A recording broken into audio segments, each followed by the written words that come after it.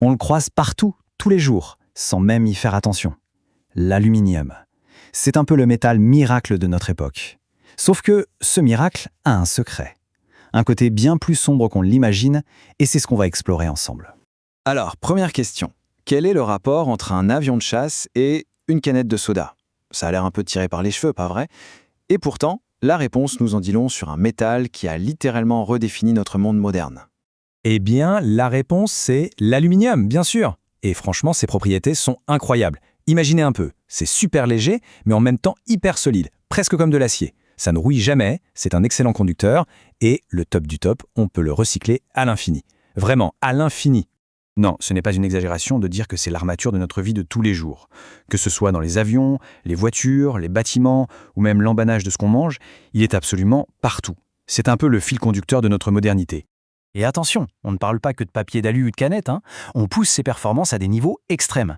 Par exemple, certains alliages d'aluminium, des versions ultra résistantes, sont carrément utilisés pour des pièces critiques dans des avions de chasse comme le MiG-21 ou le MiG-29. Ça donne une idée de sa robustesse. Ok, c'est génial tout ça.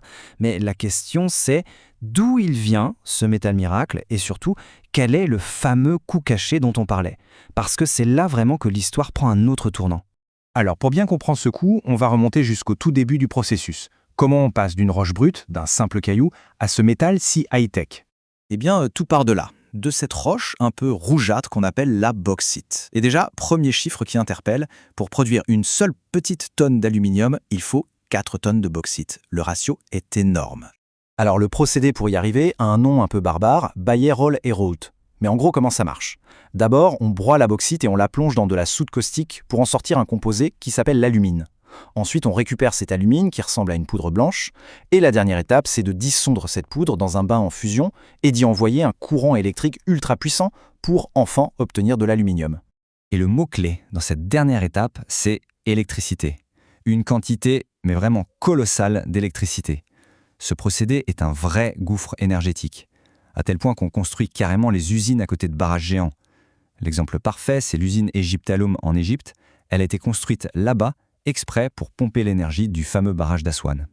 Mais voilà, c'est là qu'on arrive au problème, le fameux revers de la médaille. Parce que ce procédé, pour chaque kilo d'alumine qu'il produit, eh bien, il génère aussi 1 kilo de déchets. Et pas n'importe quel déchet, des déchets toxiques. Alors plongeons maintenant au cœur du problème, cette fameuse marée de déchets. Ce déchet, on l'appelle la boue rouge. Et le nom est assez parlant. Il faut s'imaginer des sortes de lacs artificiels immenses, des bassins à ciel ouvert qui peuvent s'étendre sur des centaines d'hectares, remplis à ras-bord de cette substance. C'est ça la réalité cachée derrière notre alu. Mais qu'est-ce qu'il y a dedans pour que ce soit si dangereux?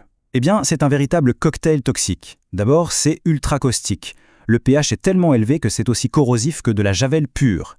Et en plus de ça, c'est bourré de métaux lourds, du plomb, du mercure, de l'arsenic. Et dans certains cas, on y trouve même des éléments radioactifs. Bref, un concentré de poison. Le problème, c'est que ce danger, il n'est pas juste contenu dans des bassins. Malheureusement, ce n'est pas de la théorie. Parfois, le pire se produit. Parfois, ces barrages ne tiennent pas.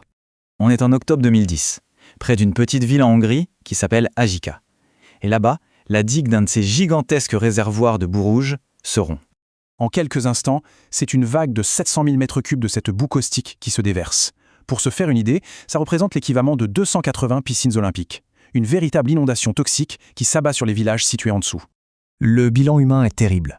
9 personnes sont tuées sur le coup. Et 120 autres sont blessés, dont beaucoup avec des brûlures chimiques extrêmement graves. C'est la soude caustique qui ronge la peau. Et ce drame en Hongrie n'est pas un cas unique, loin de là. En France même, l'usine Alteo a, pendant 50 ans, déversé ses déchets directement dans la mer Méditerranéenne, libérant des millions de tonnes de polluants en plein cœur du parc national des Calanques. Ça montre bien que le problème est global et qu'il dure depuis des décennies. Bon, le tableau est assez sombre, c'est vrai. Mais l'histoire ne s'arrête pas sur ce constat d'échec.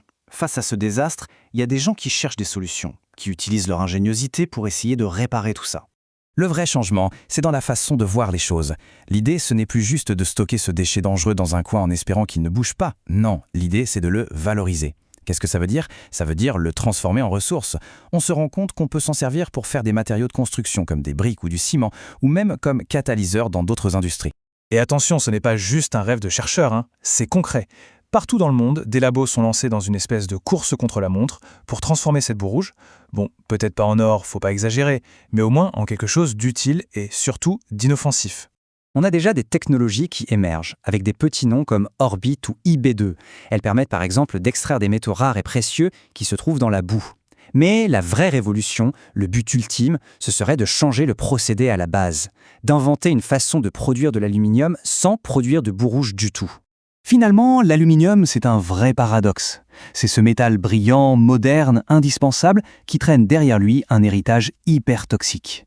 La grande question qui reste, c'est est-ce que l'innovation va réussir à nettoyer le passé ? Est-ce qu'on sera assez malin pour corriger nos propres erreurs ? La prochaine fois qu'on tiendra un objet en alu, une simple canette, on y pensera peut-être différemment.